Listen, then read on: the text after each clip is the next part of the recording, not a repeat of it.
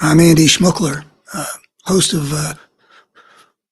this series I'm calling A Better Human Story. And my specialty is some big picture views, but with the nature of what was going on in America right now, when we're about to choose between democracy and fascism, like a lot of other people, I'm more focused on what's going on at the moment. One of the things that's going on at the moment is that, at least so I read, I'm not an independent source of information about this, is that the polls, when you see polling averages or something like that, uh, they are being skewed by the inclusion of a lot of polls that the Republicans are sort of dropping into, polling these battleground states, uh, in order to make it look like Trump is stronger than he is. Now, I hope that that's right, but uh, other than the fact that credible people, a couple at least that I've seen say it,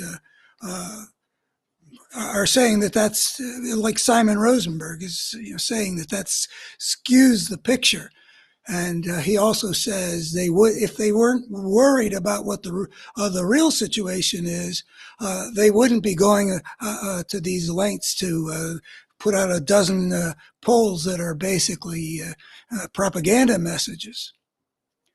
And I was thinking about, what the Republicans, what the Trumpers get out of making him look stronger than he is, and it is something.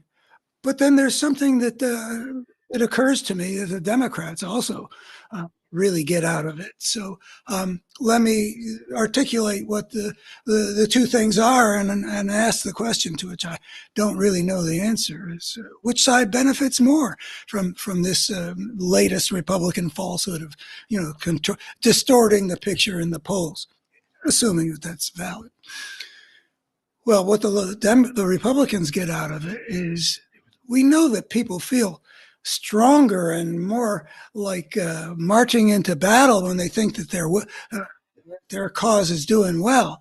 I mean, I can feel my own rise and fall of my energies depending on how discouraged I get by some bad news and how encouraged I get from good news. I can see that there's greater strength that they would put into their base by the thoughts of, we're winners, man. We're up and coming. The election is moving toward Trump. Well, okay, well, there is that. But then there's the Democratic way of doing hope, which is, ever since the Kamala Harris campaign began, she's characterized us as the underdog. No matter how good things have ever looked for her, they've always emphasized how difficult it is, and all the messages, like from Rosenberg and from Robert Reich and from, they're all saying, you know, you know, don't boo, vote, get out the vote, keep working.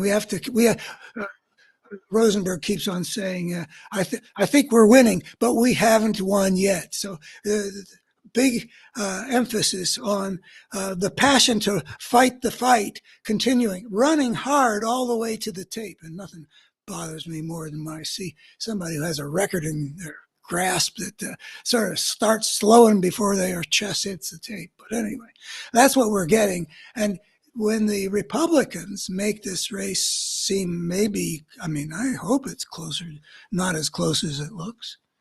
But when Democrats see that it's still up for grabs, even if maybe it would be less up for grabs, that helps that motivational thing, because the Democrats have had this huge outpouring of volunteer energy and donations, and people writing postcards and knocking on doors and making phone calls, and a ground game all over the country that looks very impressive, and people showing up for these rallies. So the idea is that maybe the Democrats are benefiting even more than the Republicans from a false picture of closeness.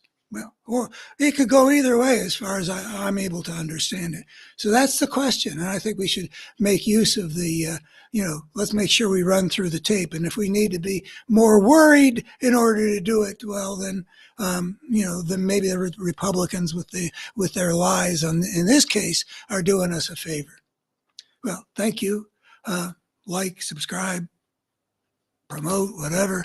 And go to my website, a betterhumanstory.org, where you'll find things all the way from these kind of nuts and bolts analysis of the immediate political situation integrated with a larger picture of the nature of the forces at work in our human world and what we are challenged to do about it.